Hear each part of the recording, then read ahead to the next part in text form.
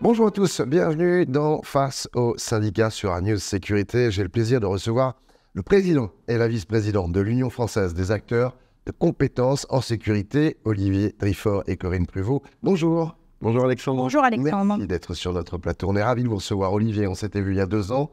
Ça va nous permettre de faire un refresh sur l'actu de l'UFACS qui est au service de tous les organismes de formation et les acteurs du développement des compétences en sécurité. On va développer en détail, bien évidemment, dans quelques instants, vos missions et votre actu. Mais pour ceux qui ne vous connaissent pas encore, quand est né l'UFACS ? Alors l'UFACS est né en 2021 de la fusion des deux organisations professionnelles qui existaient, le FPS et l'UNAFOS. Ouais. Et nous avions décidé, dans nos différentes organisations, de créer un seul syndicat pour parler d'une seule voix. La naissance de l'UFACS était là. Alors, pour préciser l'identité de vos membres, sans rentrer dans le détail, mais quelle typicité de membres avez-vous ?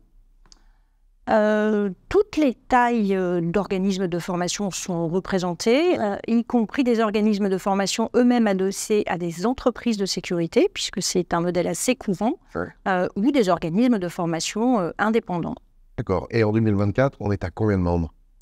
138 au dernier recensement, 138 organismes de formation. Et si on raisonne en SIRET, en lieu de formation, en site de formation, ça représente presque 300 sites de formation, ce qui représente 50% finalement des organismes de formation privés, hors public, donc qui sont agréés par le CNAPS ou qui sont agréés donc, par la branche prévention-sécurité, c'est-à-dire la CPNFP. Et si on parle en termes de nombre de salariés, ça représente à peu près combien de personnes ? Alors, en salariés dans la formation, il y a plusieurs milliers de salariés. Ouais. Dans la formation en elle-même, en revanche, ça représente plus de 500 000 stagiaires formés par an. C'est surtout ça qui est vraiment important. Après, sur les salariés, on a différents statuts pour nos formateurs qui sont indépendants, salariés. Donc, c'est vraiment le nombre de bénéficiaires, de stagiaires qui est important. Et de nombre de millions d'heures de formation dans la sécurité, on imagine. Plusieurs millions d'heures de formation dans la sécurité privée et aussi dans les formations connexes qu'on va pouvoir retrouver chez nos adhérents. Par exemple, la prévention au travail, la sécurité incendie et toutes les formations. On incite vraiment aussi nos adhérents à diversifier leurs offres de formation, de ne pas se cantonner uniquement sur la sécurité privée, mais d'avoir une offre de formation vraiment globale pour pouvoir répondre à tous les besoins de nos clients. Vous êtes répartis sur tout le territoire, j'imagine ? Tout le territoire, donc toutes les régions, tous les départements, même l'ultramarin. L'Île-de-France représente un petit peu plus de 30% de ce maillage. Les grosses régions ensuite sont Auvergne-Rhône-Alpes, Hauts-de-France, et à nouveau l'ultramarin, mais donc des centres de formation partout. Et alors, pourquoi vos membres finalement ont-ils adhéré à l'UFACS ? Quels sont les avantages que vous leur offrez ? Alors, l'UFACS est un syndicat professionnel, donc des choses assez classiques, représenter, conseiller, donc accompagner. Mais dans le cadre de l'UFACS particulièrement, nous sommes vraiment finalement au cœur, face à l'autorité de tutelle et en concertation avec l'autorité de tutelle.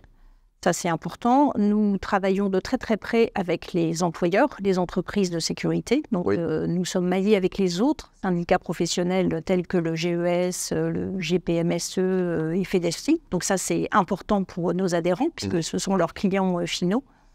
Et puis après, des choses assez classiques comme la veille réglementaire, la veille juridique. Donc, c'est ce qui intéresse nos adhérents. Comment vous communiquez auprès d'eux ?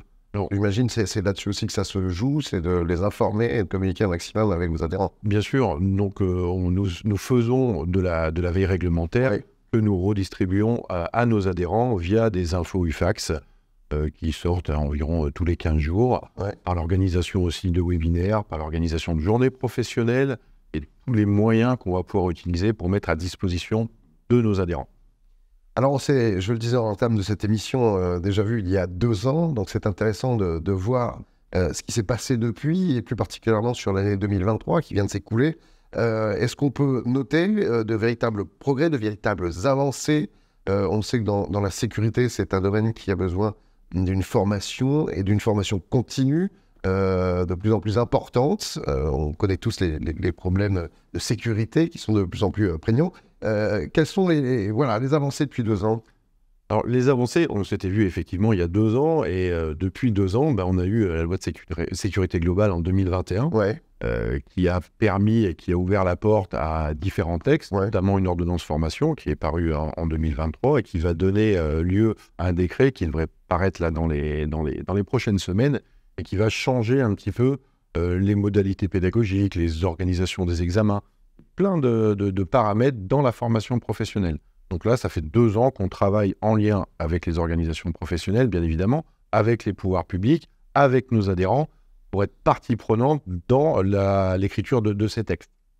Corinne, peut-être aussi votre point de vue sur ces progrès. Parce que ça avance. Oui, ça avance considérablement. Ça a été une époque pas facile, parce que la loi sécurité globale, elle a volontairement durci l'accès à ce métier.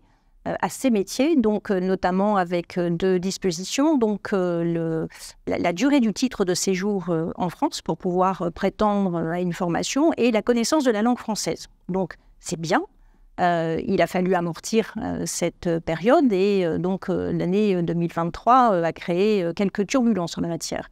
Donc maintenant, on peut se projeter dans le cap d'après, qui est d'intégrer dans nos fonctionnements des choses qui sont différentes des autres activités de formation. Par exemple, en sécurité privée, traditionnellement, on n'avait pas le droit de faire de la formation à distance. Donc, ce qui, compte tenu de nos publics aujourd'hui, devient complètement contradictoire.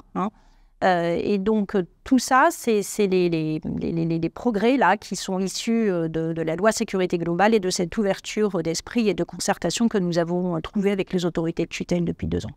Est-ce que quelque part, depuis 2 ans, justement, le marché s'est aussi assaini en termes de qualité d'agents de sécurité? On a un petit peu, ça a permis de trier aussi, de faire le tri.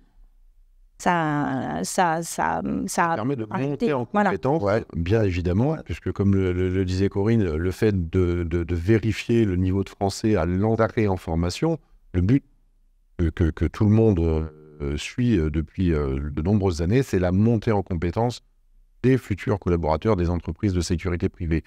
Donc forcément, ça a eu un impact positif, avec peut-être des difficultés, parce que du coup, il y a des personnes qui n'avaient pas forcément les prérequis pour rentrer en formation. Donc là, 2 solutions, soit on fait des parcours pour les monter en compétences, pour qu'ils puissent intégrer les formations, et aussi de vérifier que les personnes qui sont dans le secteur de la sécurité privée aient bien toutes les compétences nécessaires pour faire ce métier. Vous vouliez rajouter quelque chose? Oui, elles aient toutes les compétences nécessaires et qu'elles aient aussi les prérequis pour pouvoir continuer à monter en compétences. Ce que je veux dire, c'est que depuis 2 ans, effectivement, on a durci donc les modalités d'accès. Donc, il y a des collaborateurs présents dans le secteur, donc qui peut-être ne maîtrisent pas suffisamment la langue française aujourd'hui pour pouvoir se projeter. Voilà. Et donc, ça, ce sont des moments aussi importants que les employeurs veulent accompagner donc dans leur projet social. Parce que donc, toutes ces mesures de durcissement, elles se sont entrechoquées avec quelque chose qui n'était pas prévu. Donc, c'est la pénurie, finalement, de main-d'œuvre, qui n'est pas que celle de la sécurité privée, mais en tout cas dans ces métiers à forte densité de main-d'œuvre et à faible qualification, sans que ce soit péjoratif du tout. Voilà. Et aujourd'hui, donc, il faut fidéliser ces collaborateurs absolument et les accompagner dans leur évolution. Et les organismes de formation ont un vrai rôle à jouer en la matière, en accompagnement des entreprises. Et dans l'intérêt aussi, justement, de ces collaborateurs qui vont faire du projet social. Un job encore plus intéressant et plus impactant pour leur vie personnelle. Alors justement, si on se penche sur le futur et le futur proche, on va parler bien évidemment des JO. On l'a vu dans la presse, même au grand public, on sait qu'il y a un manque d'agents de sécurité en vue de ces JO. Ça fait partie de vos grands sujets actuels. Et quels sont les autres sujets, avant qu'on aborde ce sujet des JO, sur le futur proche? Le futur proche, bien évidemment, c'est pouvoir de répondre aux besoins en sécurité pour les Jeux Olympiques et Paralympiques 2024, mais pas que. Il y aura une vie après les Jeux Olympiques. Exact. Nous, c'est de pouvoir former et monter en compétences et de rendre attractive, encore plus attractive, la filière sûreté-sécurité pour qu'on ait un maximum de personnes qui intègrent cette filière. Donc ça, ce sont des éléments vraiment importants. L'avantage des Jeux Olympiques et Paralympiques, c'est que ça nous donne un petit peu une tribune.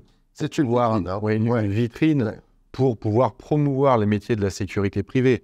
Qui, un petit peu dans l'imaginaire, on est toujours sur le stéréotype de l'agent de sécurité. On est une filière riche où il y a énormément de possibilités d'évolution, de secteurs d'activité différents, de métiers différents.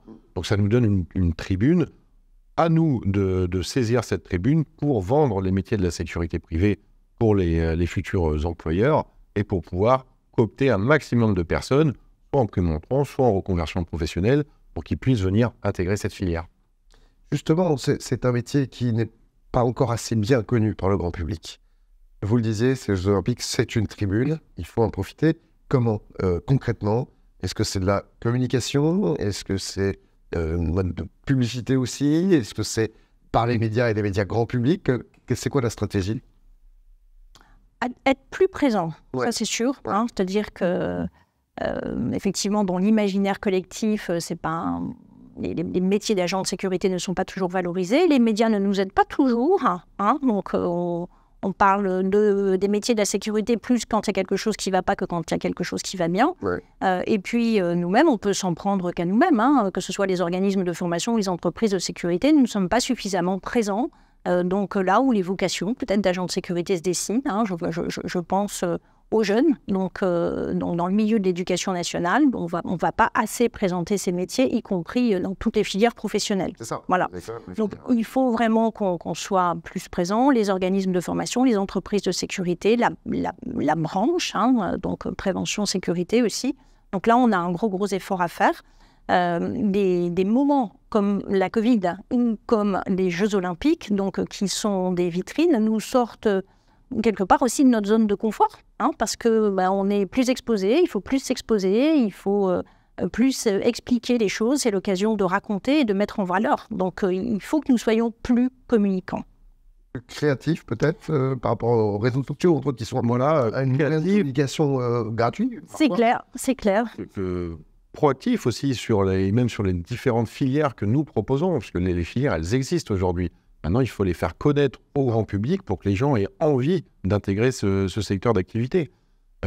On parlait tout à l'heure des évolutions pédagogiques qui arrivaient dans notre filière, notamment le distanciel, qui vont aussi permettre à une génération, à la nôtre, hein, par exemple, qui est beaucoup plus enclin à travailler sur des modes de formation autres que le cours magistral, sur les modalités pédagogiques à distance, les actions de formation, situation de travail, tout ça.